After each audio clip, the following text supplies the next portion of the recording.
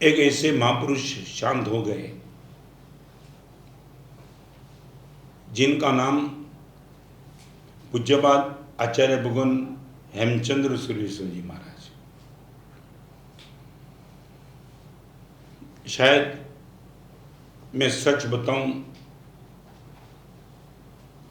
दुनिया की तासीर बता दूं, ये हमारी भी शायद तासीर है। हर चीज अपने पास से निकल जाने के बाद ही हमें पता चलता कि ये तो पता मुझे आज ही चला। एक ऐसे आचार्य भगवान गृहस्थ जिनमें आपका एंगेजमेंट हो चुका था, शादी की बात थी और उनके बीच में अनंत उपकारी पूज्यपाद गुरुदेव भुवन भानु सुरेश्वर जी महाराज, वो टाइम भानु विजय महाराज थे, आपके प्रवचन सुने, वैराग्य पैदा हो गया। भर युवानी के बीच में संपन्न परिवार से अपनी मनपसंद लड़की के साथ एंगेजमेंट हुआ था, शादी की बात चलती थी। उसके बीच में चारित्र जीवन अंगीकार करने का निर्णय किया। कमाल की बात तो वो थी, जिस लड़की के साथ एंगेजमेंट था उसके साथ उनकी मीटिंग हुई।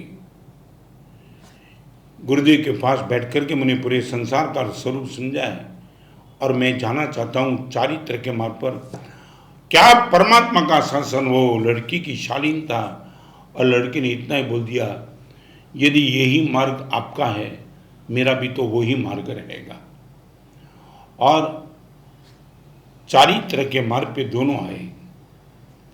कमाल की बात वो थी, जिनके साथ आपका एंगेजमेंट हुआ था वो साध्वी जिनमें आपका नाम था स्वयं प्रभाश्री। चंद दिनों के पहले वो शांत हो गए। पवित्र जीवन दोनों का रहा, मगर एक ऐसे आचार्य भगवान आज आपके सामने से निकल गए। मैं आपको मेरी दीक्षा नहीं थी तब से पहचानता हूं। और एक छोटा सा प्रसंग आपके सामने दिखाऊंगा। आज वो प्रसंग मेरी आंखों के सामने जब पता चला कि वो शांत हो चुके हैं। प्रेम सुरेश्वर जी महाराज के साथ में बिहार में था और एक मुनि भगवान का स्वास्थ्य मातर में बिगड़ा। मातर जिलो डिस्ट्रिक्ट खेड़ा। और करीबन लगा कि अभी बस अंतिम समय है। और अंतिम समय में वो मुनि भगवान को समाधि देने के लिए ये हेमचंद्र महाराज बाजू में बैठे थे। वो टाइम पन्यास भी नहीं थे, कड़ी भी नहीं थे। मैं सच बताना चाहता हूँ, जिस कमाल की ताकत से आपने वो समाधि देने का प्रयास किया था, कमाल। वो चेतन ज्ञान अजवाड़ी और नमकार मंत्र की साधना और ये महाविद्य क्षेत्र की यात्रा, क्या सिमंदर स्वामी है, क्या नंदीश्वर द्वीप है, क्या आत्मा है, क्या शरीर का स्वरूप है। मैं मुमुक्षु जीवन में दायवो तो ओनली 16 साल की उम्र में आपके मुंह से मैंने ये सब सुना कि अंतिम समय पे ये भी बात की जा सकती है बिना रोए। हाथ पकड़ के बोला, देखो ये करना है, ये करना है, सब कुछ भूल जाना, शरीर को भूल जाना, आत्मा को, परमात्मा को, गुरुदेव को, सिमंदर स्वामी को। और लगा कि ये आत्मा दुर्गति में जा ही नहीं सकती।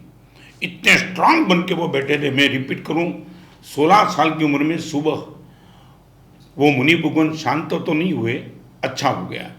मगर मैं मेरे गुरुदेव भुवन भानु सुरेश महाराज, वो टाइम भानु विजय महाराज थे, और मैंने आपको एक बात बताई थी। गुरुदेव बीजी तो खबर नहीं पड़ती, दीक्षा लीधा પછી જે થવો એ થાય।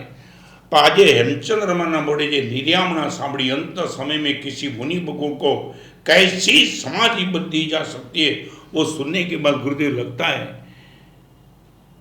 कि मारा मौत वक्ते हेमचंद्र हमारे बाजू मारे। एक ऐसी ताकत वाले महापुरुष, समाधि देने की जिनकी मोनोपोली, और जिसने उनके प्रवचन सुने हैं, खास तौर पे भव भावना नाम के ग्रंथ पे आपके वैराग्य के प्रवचन जिसने सुने, चालू प्रवचन में वो खड़ा होकर दीक्षा मांगे, ऐसा वैराग्य का भरपूर प्रवचन। मुझे मालूम है समय ऐसा आ चुका है। 3 बात मैं करना चाहूंगा। हमारा साधना वैभव तुम्हें कोई खींचता नहीं है। हमारे समाधि वैभव को सुनने के बाद तुम्हें लगता है कि ठीक है ठीक है।